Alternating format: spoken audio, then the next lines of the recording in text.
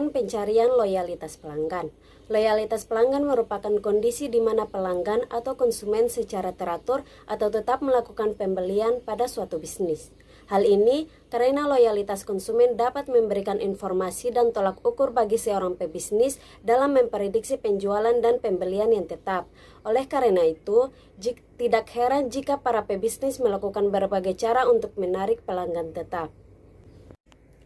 B. Karakteristik loyalitas terbagi menjadi dua. Pertama, karakteristik loyalitas konsumen ada 5, yaitu konsumen secara teratur membeli produk berulang kali. Kedua, konsumen dapat membeli antara lini produk dan layanan bermerek. Ketiga, konsumen dapat memberikan dukungan aktif kepada perusahaan. Keempat, konsumen yang kurang rentan terhadap daya tarik merek lain. Dan yang terakhir, konsumen yang ingin memperkenalkan produk dan merek mereka kepada orang lain. Yang kedua, karakteristik loyalitas karyawan ada 6, yaitu pertama, karyawan yang sangat loyal selalu mengikuti aturan organisasi. Yang kedua, karyawan memiliki rasa tanggung jawab yang tinggi terhadap perusahaan. Yang ketiga, seorang karyawan yang bersedia bekerja dengan orang lain untuk mencapai tujuan perusahaan. Keempat, di antara karyawan yang loyal ada perasaan bahwa mereka umumnya berafiliasi dengan perusahaan untuk berperilaku dan bertindak hati-hati dan bertanggung jawab. Yang kelima, karyawan yang loyal biasanya memiliki hubungan interpersonal yang baik dengan karyawan lain dan manajer mereka. Yang terakhir, loyalitas karyawan juga dapat dilihat pada tingkat kinerja dan minat pada pekerjaan yang dilakukan. C. Cara fondasi untuk loyalitas. Pertama, penuhi dan lebihi ekspektasi merek. Konsumen yang membeli produk suatu perusahaan, baik barang ataupun jasa, pasti berekspektasi terhadap kemampuan produk yang mereka beli, sejauh mana produk tersebut mampu memenuhi kebutuhan mereka. Bila produk tersebut mampu memenuhi kebutuhan, maka ekspektasi dasar mereka terpenuhi. Tapi, dipenuhi saja tidak cukup. Bila perusahaan mampu memberikan lebih dari kebutuhan dasar konsumen, konsumen tidak hanya puas, tetapi sangat puas. Kepuasan yang tinggi inilah yang menjadi dasar loyalitas konsumen. Kedua, pertahankan dan tingkatkan kualitas secara terus-menerus. Perusahaan jangan cepat puas dengan keadaan saat ini karena persaingan bisnis semakin menggila. Produk kualitas tertinggi saat ini bukan jaminan karena besok mungkin sudah ada yang mampu menyamai atau bahkan melebihi. Karena itulah wajib hukumnya untuk terus meningkatkan kualitas produk dan layanan. Ketiga, jalankan berbagai program loyalitas, strategi promo seperti membership, diskon khusus untuk pembelian selanjutnya, dan lain-lain ditujukan untuk membangun loyalitas konsumen. Perusahaan wajib untuk menjalankan program ini dengan baik, tapi pastikan program ini memang dibutuhkan dan diterima oleh konsumen. Jangan sampai malah membuat konsumen terganggu dan akhirnya kesal. Keempat, bangun kedekatan emosional, empati, dan simpati. Bisnis bukan hanya soal produk, tapi juga keterikatan emosional. Perusahaan dengan konsumen loyal pasti sudah memiliki ikatan emosional lebih daripada sekedar membeli produk untuk memenuhi suatu kebutuhan. Kedekatan emosional ini bisa dibangun dengan kualitas layanan yang prima dan mengerti apa yang konsumen butuhkan. SDM berperan sangat vital dalam membangun kedekatan ini. Yang kelima, evaluasi program loyalitas. Bila selama ini program loyalitas sudah jalan, kualitas produk baik, SDM dan layanan baik, tapi masih banyak konsumen kabur dan tidak loyal, semua itu harus dievaluasi karena pasti ada yang salah. Perusahaan harus cepat menemukan titik masalah yang menimbulkan konsumen tidak loyal terhadap produk dan perusahaan tersebut dengan cepat. Keenam, membangun pondasi dasar dari loyalitas konsumen. Segmentasi pasar, marketing segmentation, merupakan suatu langkah awal pemasaran untuk membagi-bagi berbagai macam konsumen yang ada di pasar dan memilih salah satu bagian dari segmen tersebut yang akan dijadikan target pemasaran. Yang dimaksud dengan target pemasaran atau marketing target di atas adalah jenis konsumen yang dipilih merupakan tujuan pemasaran.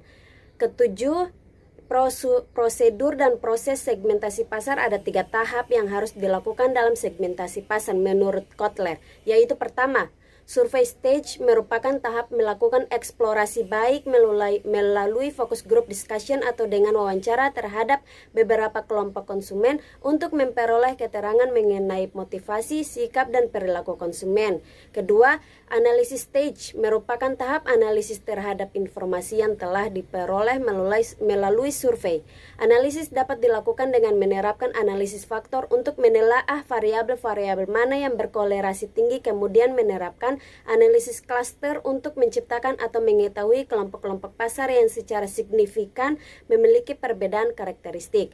Ketiga, profiling stage merupakan tahap untuk mengidentifikasi profil masing-masing klaster yang terbentuk. Dengan ini akan teridentifikasi perbedaan masing-masing klaster berdasarkan sikap dan perilaku, demografi, psikografi, manfaat, atau value.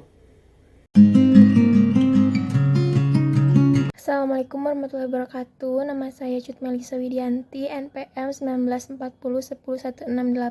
Di sini saya akan mempresentasikan dari poin 4, 5, dan 6. Cara menanggapi cacat pelanggan. Yang pertama, menerima komplain dari pelanggan. Biarkan pelanggan tahu bahwa kita memperhatikan apa yang mereka sampaikan. Atas ketidaknyamanan tersebut, maka kita harus mengakui. Yang kedua, tunjukkan rasa empati dan komunikasi yang baik. Menunjukkan rasa empati kepada konsumen memberikan dua hal manfaat dalam handling komplain pelanggan. Yang pertama sebagai standar tindakan, yang kedua sebagai persepsi diri kepada cara menjelaskannya seperti beberapa statement ini. Mohon maaf atas keterlambatan barang yang diterima, atau karena dari ekspedisi ada masalah terkait loading out barang disebabkan penumpukan. Terima kasih. Yang kedua, pengertian CRM. CRM adalah strategi bisnis yang memadukan prosedur manusia dan teknologi, membantu menarik prospek penjualan, mengkonferensi mereka menjadi pelanggan, dan mempertahankan pelanggan yang sudah ada, pelanggan yang puas dan loyal.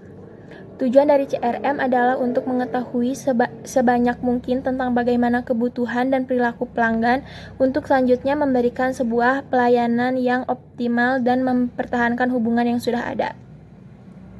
Karena kunci sukses dari bisnis sangat bergantung kepada seberapa jauh kita tentang pelanggan dan memenuhi kebutuhan mereka. CRM menjangkau banyak bidang dalam organisasi termasuk penjualan, layanan pelanggan, dan pemasaran. Seiring dengan pesat teknologi di Indonesia yang bersinergi universal.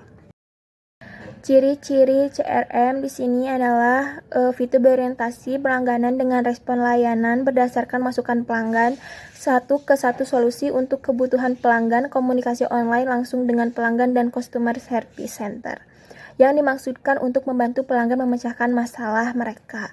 Ini mencakup fungsi-fungsi berikut: penjualan, kekuatan optimasi, teknologi, dan warehouse. Yang ketiga, manajemen kesempatan yang membantu perusahaan untuk mengelola pertumbuhan tak terduga dan permintaan. Sistem CRM yang melacak dan mengukur kampanye pemasaran melalui jaringan ganda. Fungsi CRM di sini adalah sebuah sistem CRM yang harus bisa menjalankan fungsinya. Yang ke-1, mengidentifikasi faktor-faktor yang penting bagi pelanggan. Yang kedua, mengusung falsafah customer. Yang ketiga, mengadopsi pengukuran berdasarkan sudut pandang pelanggan. Yang ketiga, menyediakan dukungan pelanggan yang sempurna. Lalu, menangani keluhan atau komplain pelanggan dan mencatat mengikuti semua aspek dalam penjualan, dan membuat informasi holistik tentang informasi layanan dan penjualan dari pelanggan. Pendekatan CRM. Ada beberapa perbedaan pendekatan CRM dengan paket piranti lunak dalam memfokuskan aspek yang berbeda. Beberapa di antara piranti lunak CRM yang dikenal seperti berikut. Yang pertama, operasional CRM memberikan dukungan untuk proses bisnis di front office seperti untuk penjualan, pemasaran, dan staf pelayanan. Yang kedua, untuk penjualan biasa digunakan sales for automation, membantu untuk mengotomitasi aktivitas yang terkait dengan staf penjualan. Yang ketiga, analytical CRM menganalisis data pelanggan untuk berbagai tujuan seperti merancang dan menjalankan kampanye target pemasaran. Yang keempat, intelijen penjualan atau sales intelligence dalam CRM adalah sejenis dengan is similar to analytical CRM. Yang kelima, manajemen kampanye mengkombinasikan elemen antara CRM operasional dan analitik agar dapat menjalankan fungsi pembentukan kelompok target dengan kriteria tertentu menggunakan data pelanggan. Yang keenam, kolaboratif CRM mencakup aspek-aspek yang ditangani korporasi yang terkait dengan pelanggan pada berbagai departemen seperti pada bagian penjualan, dukungan teknis, dan pemasaran.